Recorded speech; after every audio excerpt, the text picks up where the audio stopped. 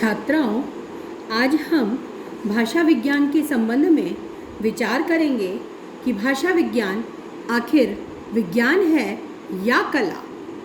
हम पूर्व में भाषा विज्ञान के संबंध में चर्चा करते हुए यह देख चुके हैं कि भाषा विज्ञान में भाषा के भिन्न भिन्न अंगों और स्वरूपों का विवेचन तथा निरूपण किया जाता है। मनुष्य किस प्रकार बोलता है, उसकी बोली का किस प्रकार विकास होता है, उसकी बोली का भाषा में कब, किस प्रकार और कैसे कैसे परिवर्तन होता है, किसी भाषा में दूसरी भाषाओं के शब्द किन किन नियमों के अधीन होकर मिलते हैं, कैसे तथा क्यों समय पाकर किसी भाषा का रूप और का और हो जाता है, तथा कैसे एक भाषा परिवर्तित या विकसित होकर पूर्णतया स्वतंत्र एक दूसरी भाषा का रूप धारण कर लेती है। इन विषयों तथा इनसे संबंध रखने वाले उपविषयों का भाषा विज्ञान में समावेश होता है। हम पूर्व में भी चर्चा कर चुके हैं और आगे भी विस्तार से हम पढ़ेंगे। हम जानते हैं कि पूर्व में पहले हमारे यहाँ संस्कृत प्रचलन में थी, लौकिक संस्कृत थी।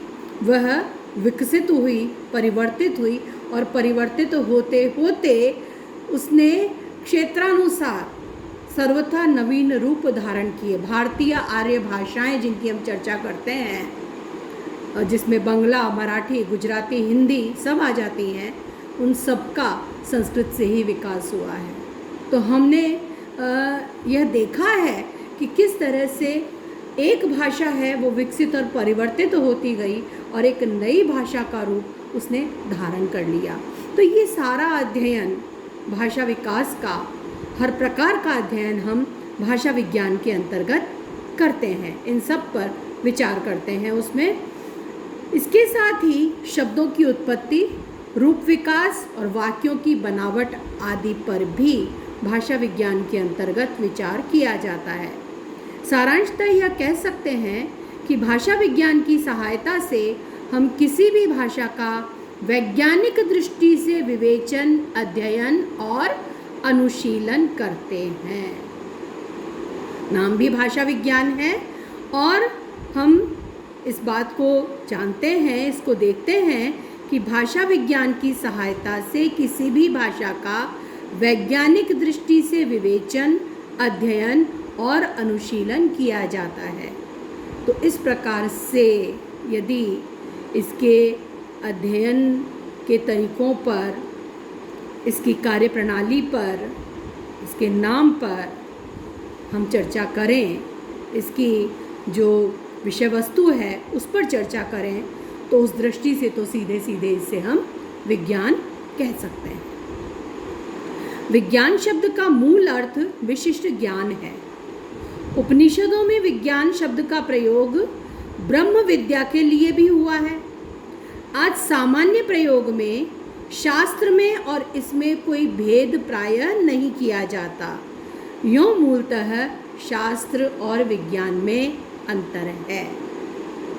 विज्ञान विशेष ज्ञान है और शास्त्र शासन करने वाला, अर्थात यह बताता है कि क्या करणीय है और क्या अकरणीय। जैसे अर्थशास्त्र, धर्मशास्त्र आदि प्राचीन प्रयोग इसी ओर संकेत करते हैं कि क्या करने योग्य है और क्या करने योग्य नहीं है। और विज्ञान विशेष ज्ञान है।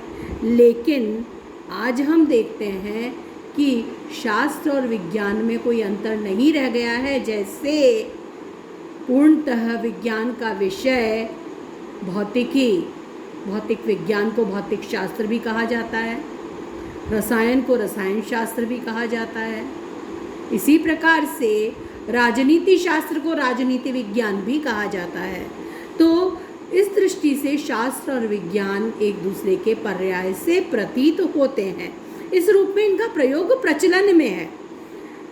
आगे हम चर्चा को बढ़ाते हैं तो देखते हैं कि व्याकरण को हम इस दृष्टि से शास्त्र कह सकते हैं, लेकिन इस मूल अर्थ की दृष्टि से भाषा विज्ञान शास्त्र नहीं है। तो हम शास्त्र और विज्ञान की बात करें तो भाषा विज्ञान शास्त्र तो बिल्कुल नहीं है कि क्या करणीय है और क्या अकरणीय है, क्या करना चाहिए क्या नहीं करना चाहिए, क्या होना चाहिए, ऐसी बात भाषा विज्ञान नहीं करता। भाषा विज्ञान क्या हो रहा है यह बताता है, क्या हुआ है यह बताता है, कैसे हुआ है यह भी बता देता है। व्याकरण ये नियम बताता है कि क्या होना चाहिए, क्या शुद्ध है क्या अशुद्ध है, ये व्याकरण देखता है। तो व्याकरण को हम शास्त्र के अंतर्गत रख सकते हैं, लेकिन भाषा विज्ञान इस दृष्टि से शास्त्र के अंतर्गत नहीं आता। लेकिन आजकल मूल अर्थ को भुला दिया गया है और शास्त्र और विज्ञान पर्याय हो गए हैं, और इसीलिए हम राजनीति विज्ञान तथा राजनीति शास्त्र, भौतिक विज्ञान और भौतिक शास्त्र, समाज विज्ञान और समाज शास्त्र, मानव विज्ञान और मानव शास्त्र एक ही अर्थ में प्रयुक्त होते हैं। अब प्रश्न यह उठता है कि भाषा विज्ञान किस सीमा तक विज्ञान है। हम ये तो देखते हैं कि विज्ञान है, लेकिन विज्ञान कैसे है, कहाँ तक विज्ञान है। वस्तुतः विज्ञान का अर्थ आज केवल एक नहीं है। गणित, भौतिक विज्ञान, रसायन जिस अर्थ में विज्ञान है, ठीक उसी अर्थ में मानव विज्ञान, राजनीति विज्ञान, समाज विज्ञान विज्ञान नहीं है। जिस तरह से रसायन, भौतिक विज्ञान, गणित आदि विज्ञान है, समाज विज्ञान, मानव विज्ञान, राजनीति विज्ञान उस अर्थ में विज्ञान नहीं कहे जा सकते, क्योंकि विज्ञान में प्रायः विकल्प नहीं होते और उसके सत्य जैसे अमुक कारण होने पर अमुक कार्य होगा, ये निर्धारित सत्य होते हैं जो देश काल से परे होते हैं, अर्थात सार्वत्रिक और सार्वकालिक हुआ करते हैं। जैसे गणित में 2 और 2 4 होता है, तो 2 और 2 4 हर काल में और हर स्थान पर होगा, उसमें परिवर्तन नहीं आएगा। विज्ञान के नियम इसी प्रकार के होते हैं। इस दृष्टि से राजनीति विज्ञान, समाज विज्ञान या मानव विज्ञान वैसे विज्ञान नहीं है जैसे भौतिकी या गणित। उसमें निर्धारित बात, एक निश्चित बात जो सार्वत्रिक और सार्वकालिक हो नहीं कही जा सकती, इसलिए भौतिकी या गणित के समान विज्ञान ये नहीं है, लेकिन फिर भी वे विज्ञान कहे जाते हैं। इस दृष्टि से हम भाषा विज्ञान के संबंध में कह सकते हैं कि भाषा विज्ञान विज्ञान तो है, लेकिन उस सीमा तक नहीं जितना गणित आदि। भाषा विज्ञान के संबंध में यह निसंदेह कहा जा सकता है कि भाषा विज्ञान निरंतर अधिक विकसित और वैज्ञानिक होता जा रहा है। अब विज्ञान और कला की चर्चा करें तो हम देखते हैं कि अध्ययन के विषयों को वाणिज्य आदि के अलावा विज्ञान और कला 2 वर्गों में विभाजित किया जाता है, जैसे BA, MA, BSc, MSc आदि। इस प्रकार ज्ञान की 2 शाखाएं की जाती हैं, कला और विज्ञान।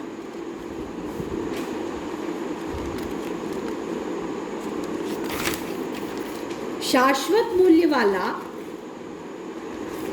किंतु रसबोध से रहित ज्ञान विज्ञान की कोटि में आता है, और परिवर्तनशील मूल्य वाला एवं रसबोध से युक्त ज्ञान कला की कोटि में आता है। तो हम जिसे अध्ययन की 2 शाखाएं मानते हैं, विज्ञान और कला, तो उसमें कला में क्या आता है और विज्ञान में क्या आता है यह स्पष्ट है। तो ज्ञान की इन 2 शाखाओं के कारण ही यह प्रश्न उठा कि भाषा विज्ञान विज्ञान है या कला। कला का एक अर्थ ललित कला भी है। भाषा विज्ञान को देखें तो वह ललित कला के अर्थ में कला नहीं है।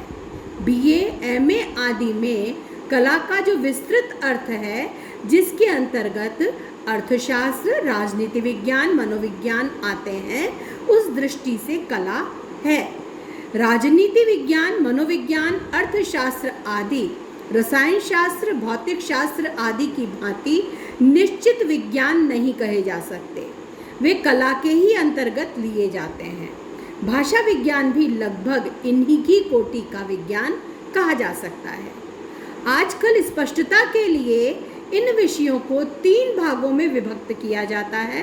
पहला प्राकृतिक विज्ञान जैसे भौतिकी, रसायन आदि। दूसरा सामाजिक विज्ञान जैसे राजनीति विज्ञान, समाज विज्ञान, अर्थशास्त्र आदि। तीसरा मानविकी, जिसमें साहित्य, संगीत, चित्रकला आदि आते हैं। यदि भाषा विज्ञान को इनमें रखने की बात करें तो समवेत रूप से यह सामाजिक विज्ञान के निकट प्रतीत होता है।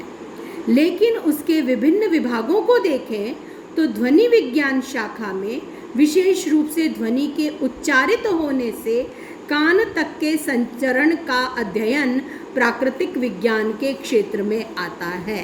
हम देख चुके हैं पूर्व में अन्य विषयों से संबंध के अंतर्गत कि किस प्रकार से भौतिक विज्ञान से भी भाषा विज्ञान संबंधित है और किस प्रकार से शरीर विज्ञान से भी संबंधित है, मनोविज्ञान, मानव विज्ञान सबसे संबंधित है।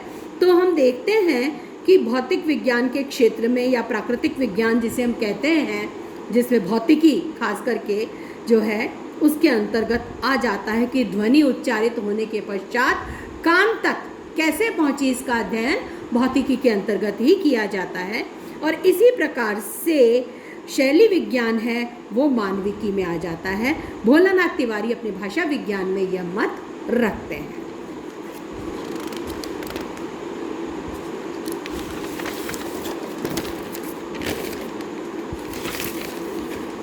तो वस्तुतः यदि भाषा विज्ञान के संबंध में हम विचार करें तो यह उस अर्थ में विज्ञान नहीं है जिस अर्थ में गणित या भौतिकी, फिर भी वह विज्ञान है क्योंकि उसके नियम भी कार्य कारण पर आश्रित हैं। जो जिस प्रकार से विज्ञान के नियम कार्य कारण पर आश्रित होते हैं उस प्रकार से इसके नियम भी कार्य कारण पर आश्रित हैं। लेकिन क्योंकि उन नियमों में अपवाद भी है, विज्ञान में अपवाद की गुंजाइश नहीं होती है, लेकिन क्योंकि इन नियमों में अपवाद भी हैं इसलिए वह शुद्ध विज्ञान की कोटि में नहीं आता। भाषा विज्ञान की स्थिति मध्यवर्ती है क्योंकि उसमें दोनों की विशेषताएं पाई जाती हैं। अतः अंत में हम सतीश कुमार बोहरा जो भाषा एवं हिंदी भाषा पुस्तक में लिखते हैं उनके शब्दों में हम कह सकते हैं कि भाषा विज्ञान को वैज्ञानिक कला अथवा कलात्मक विज्ञान कहना अधिक उपयुक्त होगा।